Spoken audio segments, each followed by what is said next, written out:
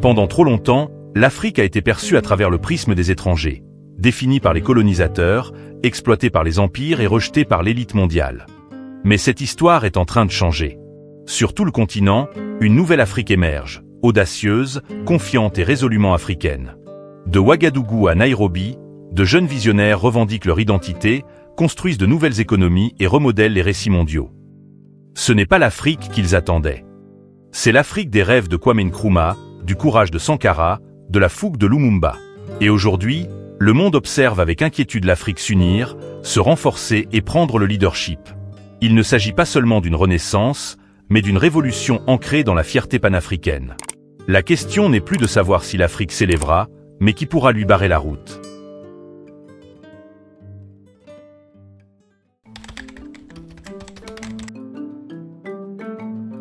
L'Afrique ne mendie plus une place à la table des négociations, elle construit la sienne. Pendant des siècles, l'image de l'Afrique a été façonnée par des mains étrangères, un continent brisé, dépendant et à sauver. Mais ce récit était un mensonge, une histoire facile à manier, inventée par ceux qui craignaient ce que pourrait devenir une Afrique unie et consciente d'elle-même. Aujourd'hui, cette fausse image est en train de disparaître, remplacée par une réalité puissante. L'Afrique s'élève fièrement, déterminée et puissante. Sur tout le continent, une révolution retentissante est en cours, non seulement politique ou économique, mais aussi identitaire. Une nouvelle génération d'Africains se tourne vers l'intérieur, et non vers l'extérieur, pour trouver une validation. Ils redécouvrent leur langue, ravivent leur culture et réimaginent l'avenir à travers un regard africain. N'ayant plus honte de leurs racines, ils les portent comme une armure. De l'afrobeat à l'afrofuturisme, la voix de l'Afrique est forte, claire et mondiale. Nous n'imitons plus, nous innovons. Ce changement d'identité est profondément ancré dans le panafricanisme, la conviction que la force de l'Afrique réside dans l'unité, l'autonomie et la fierté culturelle. Les fantômes du colonialisme ne nous hantent plus. Ils nous donnent le pouvoir de reconquérir ce qui nous a été volé. Notre dignité, notre histoire et notre destin. La jeunesse est le porte-flambeau de cette transformation. Technophile, engagée socialement, elle est farouchement déterminée à démanteler les systèmes qui ont maintenu leurs ancêtres sous leur emprise. Elle n'attend pas le changement, elle est le changement. Et le monde le remarque. Les puissances occidentales, autrefois à l'aise avec une Afrique divisée et dépendante, sont aujourd'hui inquiètes. Pourquoi ? Parce que les anciennes tactiques de contrôle ne fonctionnent plus. L'aide conditionnelle, les discours médiatiques fondés sur la pitié et les accords secrets qui profitent à une minorité. Tout cela est rejeté. Les Africains parlent d'une seule voix. Nous définirons notre propre avenir. L'Afrique d'aujourd'hui n'est pas passive. Elle est audacieuse. Elle est entrepreneuriale. Elle est libérée. Elle guérit des blessures de l'exploitation tout en construisant un avenir ancré dans la justice, l'unité et la fierté. Nous ne nous élevons pas seulement, nous redevenons ce que nous avons toujours été censés être. Un peuple puissant, debout, sans peur et résolument africain. L'identité changeante de l'Afrique n'est pas une simple refonte, c'est une résurrection.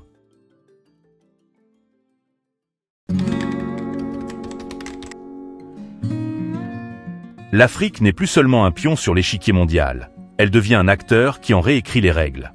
Nulle part ailleurs, cela n'est plus évident qu'en Afrique de l'Ouest, où une puissante vague de réveil politique balaie le Sahel. Les vents du changement ne sont plus des murmures, mais des tempêtes, portées par de jeunes dirigeants sans complexe qui défient l'ancien ordre mondial et revendiquent la souveraineté africaine. À l'avant-garde de ce mouvement se trouve le capitaine Ibrahim Traoré, révolutionnaire burkinabé de 37 ans. Il ne s'est pas imposé par les urnes, mais par la conviction audacieuse que l'Afrique ne doit plus se plier aux dictats étrangers. Dans une région en proie à des décennies d'ingérence néocoloniale, Traoré est un symbole de défiance. Il parle avec la fougue de Sankara et marche avec le courage de Lumumba. De nombreux jeunes Africains voient en lui le reflet de leur propre frustration et de leurs espoirs. Le Sahel a fini d'être un terrain de jeu pour les armées étrangères et les multinationales. Des pays comme le Mali, le Niger et le Burkina Faso l'ont clairement indiqué, l'emprise de la France est rompue. Les troupes occidentales, autrefois présentées comme des « soldats de la paix », ont été mises à la porte. À leur place, un nouveau discours prend forme, celui de la solidarité panafricaine, de la coopération régionale et des solutions locales. Il ne s'agit pas d'événements isolés, mais d'un changement géopolitique plus large. L'Afrique de l'Ouest s'unit autour d'une idée audacieuse, l'Afrique aux Africains. Le rejet de la CEDEAO sous sa forme actuelle, influencée par l'étranger, Le renforcement des alliances entre les pays sahéliens et la volonté de construire un système de défense et de monnaie régionale sont autant de signes que le scénario colonial est en train de se déchirer. Le message est simple. L'Afrique ne sous-traitera plus sa sécurité ni ne vendra sa dignité contre de l'aide. Bien sûr, cette prise de conscience a suscité la peur en Occident. Sanctions économiques, diffamation médiatique et pression diplomatique sont exercées sur ses dirigeants. Mais cela ne fait que révéler l'ampleur de la menace qu'ils représentent, non pas pour la paix, mais pour le système mondial de contrôle qui maintient l'Afrique enchaînée. Les jeunes dirigeants du Sahel ne sont pas parfaits, mais ils sont courageux.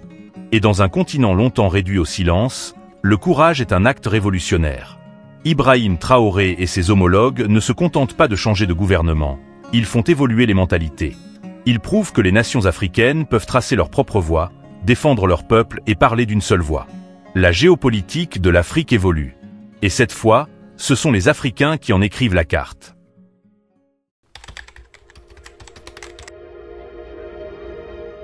La plus grande crainte de l'Occident n'est pas la pauvreté de l'Afrique, mais sa puissance. Pendant des siècles, les puissances étrangères se sont nourries des ressources de l'Afrique, ont dicté ses politiques et manipulé ses dirigeants. Mais aujourd'hui, la tendance est en train de changer. L'Afrique se réveille, non pas pour mendier, ni pour marchander, mais pour construire selon ses propres conditions. C'est ce qui terrifie véritablement l'élite mondiale. Une Afrique indépendante, unie et autodéterminée. L'autonomie est synonyme de contrôle. Contrôle de nos terres, de notre travail, de nos choix, de notre destin. Cela signifie la fin de l'emprise du FMI, la fin des bases militaires déguisées en partenariat, la fin des accords commerciaux déséquilibrés qui enrichissent les entreprises étrangères tout en appauvrissant les communautés locales.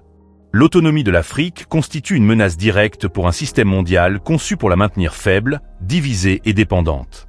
Mais la nouvelle Afrique ne joue plus ce jeu. Du Sénégal au Zimbabwe, un feu brûle.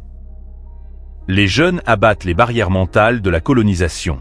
Les agriculteurs reconquièrent leurs terres ancestrales. Les innovateurs créent des solutions aux problèmes africains sans se fier à l'Occident. Des dirigeants émergent, refusant de se soumettre aux anciens empires. Ils parlent de monnaies africaines, de coalitions de défense africaines, d'unité africaine. Ce mouvement ne naît pas dans les salles de conseil d'administration. Il naît du sol, de la rue, de l'âme des peuples. Et la réponse de l'Occident? La peur déguisée en diplomatie. Sanctions. Menaces. Campagne de diffamation médiatique. Ingérence dans les élections. Tout cela parce que l'Afrique ose dire « nous sommes suffisants », que nous n'avons pas besoin de charité enchaînée, que nous pouvons commercer les uns avec les autres, nourrir notre peuple et protéger nos terres, et que nous avons le droit de déterminer l'avenir que nous voulons, sans autorisation. En vérité, l'Occident n'a jamais craint une Afrique pauvre. Une Afrique faible était utile, facilement manipulable et contrôlable. Mais une Afrique unie, une Afrique affirmée, voilà la véritable menace. Une Afrique qui construit ses propres industries, défend ses ressources et contrôle son discours. L'Afrique ne peut plus être colonisée. L'autonomie n'est pas un rêve, c'est un droit pour l'Afrique. Et plus nous la revendiquons, plus le monde révèle son malaise. Mais nous ne devons pas nous laisser décourager. La libération de l'Afrique ne nous sera pas donnée. Elle doit être conquise, possédée et protégée. Que le monde craigne notre autonomie. Qu'il tremble devant notre unité. Car une Afrique véritablement libre économiquement, politiquement et spirituellement est inéluctable.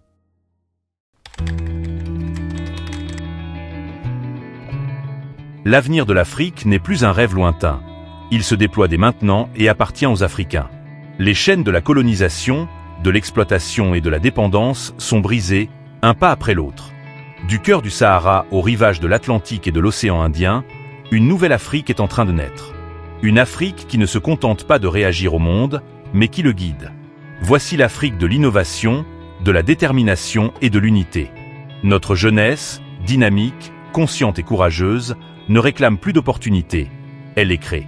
Elle développe de nouvelles solutions dans les pôles technologiques de Kigali, Accra et Nairobi. Elle nourrit les villes grâce à une agriculture régénératrice issue des sols du Zimbabwe et du Sénégal. Elle construit son indépendance énergétique grâce aux réseaux solaires du Sahel et aux parcs éoliens de la Corne de l'Afrique. L'époque où l'Afrique attendait les aides est révolue.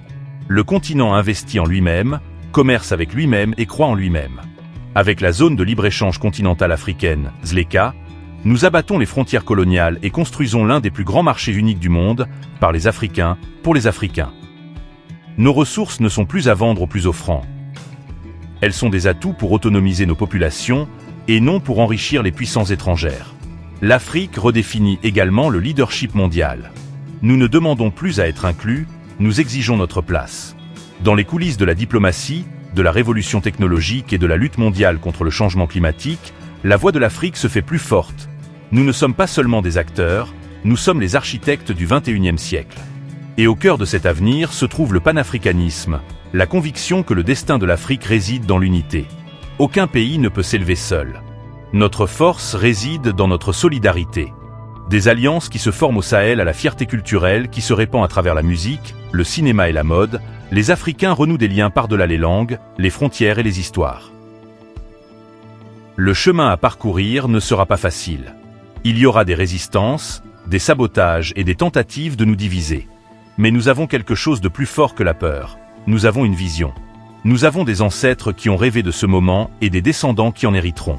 L'avenir de la nouvelle Afrique n'est ni occidental, ni oriental, il est africain. Enraciné dans le patrimoine. Porté par la jeunesse. Motivé par la justice.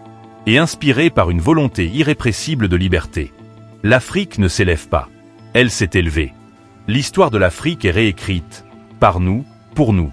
Si vous croyez en l'essor d'une Afrique puissante et unie, ne vous contentez pas de regarder. Participez au mouvement. Aimez, partagez et abonnez-vous pour découvrir d'autres histoires audacieuses et sans complexe du continent.